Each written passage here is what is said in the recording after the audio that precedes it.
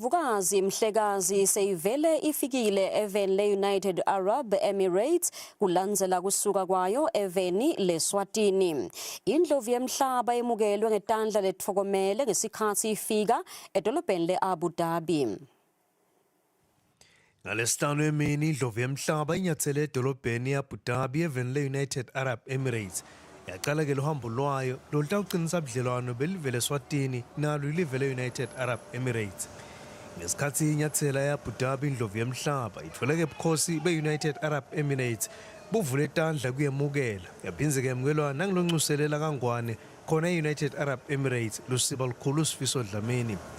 Utsite emavikini lambalwa ledlulile ebudlelwane belivela kangwane ne-United Arab Emirates bathatha-ke emagxathu lamakhulu kulandzela kusayina kwezivumelwano sekususa kwesidingo semavisa kulawo maswati langafisa kuye-United Arab Emirates ngetizatfu letahlukene lanabobhukwana bekuphuma nekungena bema-diplomatic nema-service passports kanjalo-ke nabase-United Arab Emirates nabo-ke labangafisa kuvakashela live leSwatini. Lesivumelwano sevele siqalile siyasebenza kanti-ke ngalolu hambo lwendlovu yemhlaba sekuveleke lelinye lithuba lokuthi lamave lamabili abuke naletinye tindlela langatisebentisa kuthuthukisa kubambisana kwawo. Indlovu yemhlaba isingathwe libandla lelifaka ekhatsi umvaneNkosi David, umvaneNkosi Lindiwe, indvuna Saddam Magongo nendvuna Itekulima Mandla Chauke.